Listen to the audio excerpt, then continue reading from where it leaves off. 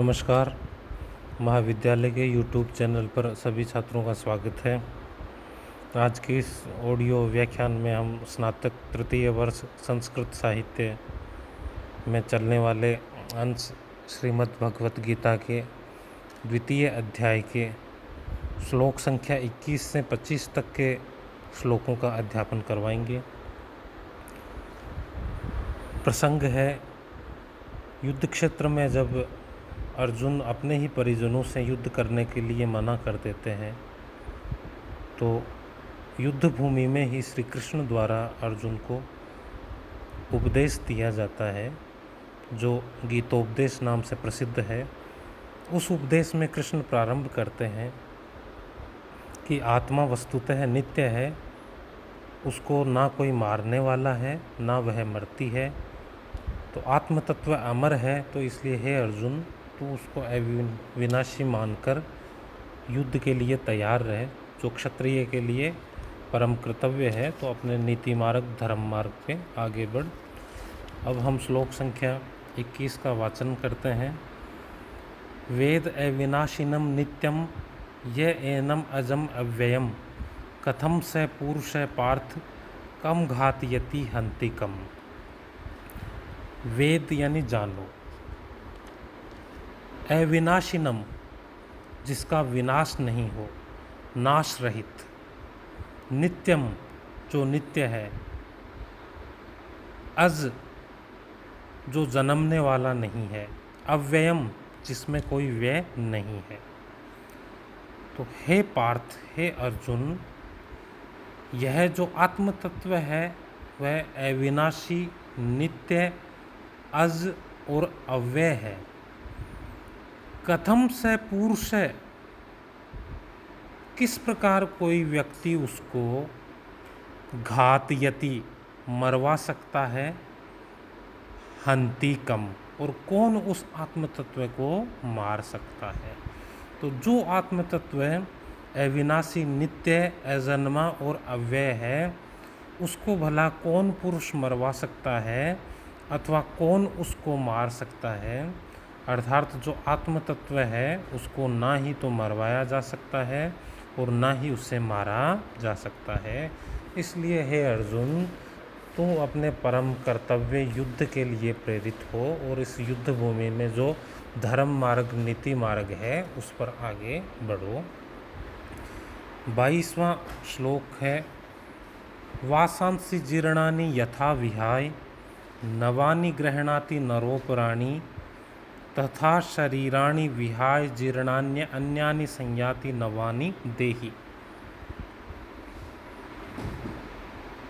वासांसि जीर्णानि, जीर्ण वस्त्र, जीर्णानि वासांसि पुराने फटे पुराने वस्त्रों को, यथा विहाय जिस प्रकार छोड़ करके, नवानि गृह्णाति नए वस्त्रों को ग्रहण कर लेता है, नरो अपराणी मनुष्य, दूसरे मनुष्य जिस प्रकार फटे पुराने वस्त्रों का परित्याग करके दूसरे नए वस्त्रों को ग्रहण कर लेता है, तथा उसी प्रकार देही यह जो आत्मा है, जीर्णानि शरीरानि विहाय जीर्ण पुराने शरीरों को छोड़कर अन्यानि नवानि संयाति अन्य नवीन नूतन शरीरों को धारण कर लेती है।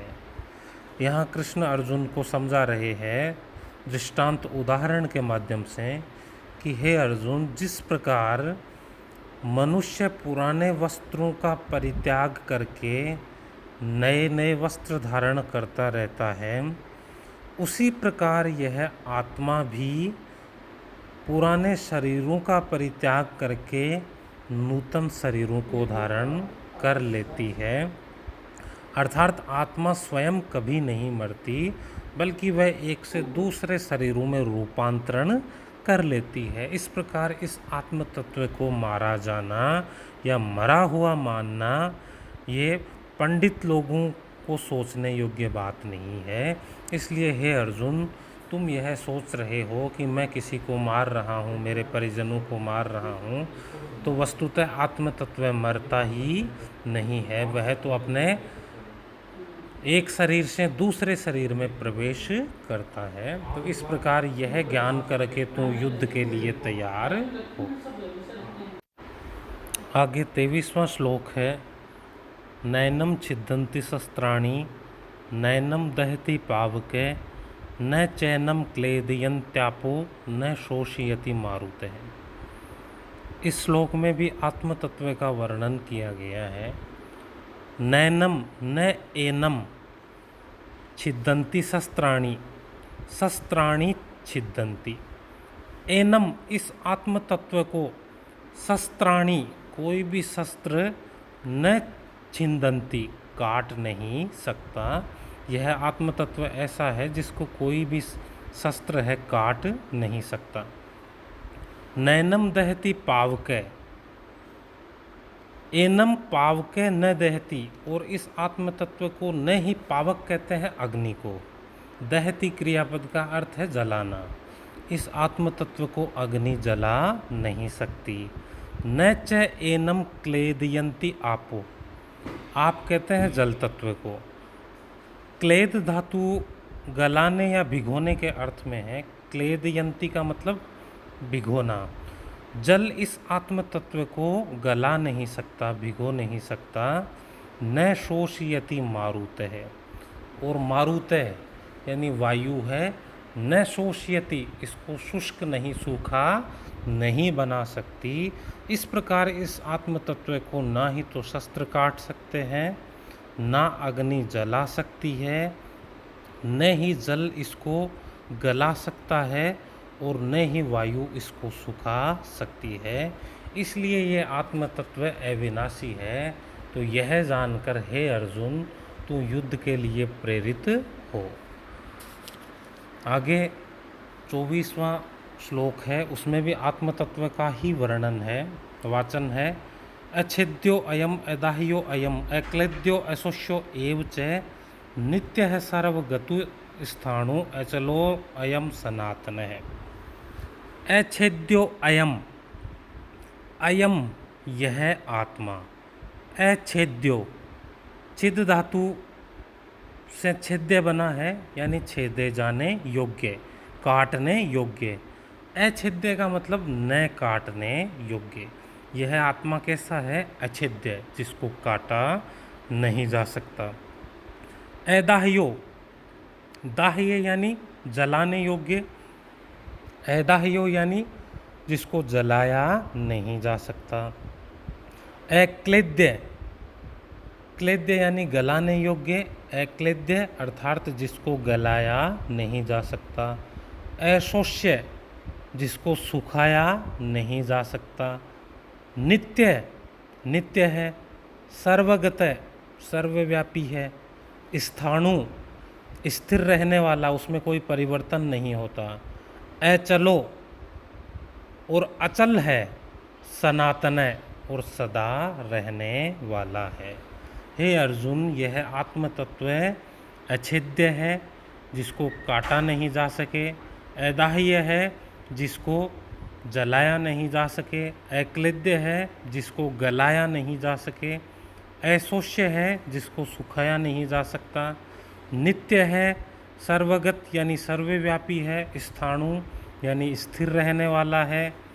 अचल है, और सनातन सदा रहने वाला है।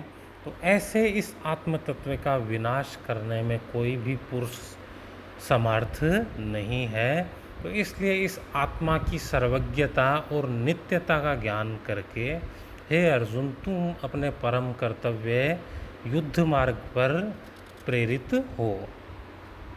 आगे 25वां श्लोक है, अव्यक्तो अयम अचिन्त्यो अयम अविकार्यो अयम उच्यते तस्मादेवं विदित्वेनं नानु शोचितुम अर्हसि। अव्यक्तो अयम, अयम यह आत्म तत्व। अव्यक्तो, व्यक्त का मतलब प्रकट, इंद्रियों द्वारा ग्राह्य, दिखाई देने वाला। यह आत्म तत्व कैसा है? अप्रकट है, अव्यक्त है, अर्थात साक्षात इंद्रियों से इसका ज्ञान नहीं हो सकता, इंद्रियों का विषय नहीं हो सकता। अचिंत्यो, चिंत्य का अर्थ है मन का विषय, जिसको चिंतन से जाना जा सके, लेकिन यह जो आत्मा है वह चिंतन से भी परे है, अर्थात मन द्वारा भी इस आत्मा का साक्षात ज्ञान संभव नहीं है। अविकार्य, विकार्य का अर्थ है विकार युक्त, विकार का मतलब है जिसमें परिवर्तन आता हो, तो ये आत्मा कैसा है? अविकारी, इसमें कोई विकार नहीं आता है। तो अव्यक्त, अचिंत्य और अविकार्य अयम उच्यते, यह आत्मा क्या कहा जाता है? अव्यक्त, अचिंत्य और अविकारी कहा जाता है। तस्मात् एवं विदित्वेनम, इसलिए यह जान करके, एवं इस प्रकार, यानी आत्मा के विषय में जो भी विशिष्टताएं बताई है उनको इस प्रकार से जानने के बाद न अनुशोचितुम अर्हसि, हे अर्जुन तुम्हें शोक नहीं करना चाहिए, तुम शोक करने योग्य नहीं हो। युद्ध भूमि में जो तुम शोक कर रहे हो कि मेरे समक्ष मेरे ही परिजन उपस्थित है और उनको भला मैं कैसे मारूं, तो इस प्रकार का शोक तुम्हें नहीं करना चाहिए, क्योंकि यह आत्म तत्व, इसको ना कोई मार सकता है, ना ये स्वयं मरती है, बल्कि यह तो नित्य, अविनाशी, अजन्म और शाश्वत है। इसलिए ऐसा जान करके हे अर्जुन, तुम अपने परम कर्तव्य नीति मार्ग युद्ध के लिए प्रेरित हो। इस प्रकार से इन 5 श्लोकों में भगवान श्री कृष्ण ने अर्जुन को आत्म तत्व के विषय में ज्ञान दिया है। आगे हम जारी रखेंगे, तब तक के लिए धन्यवाद।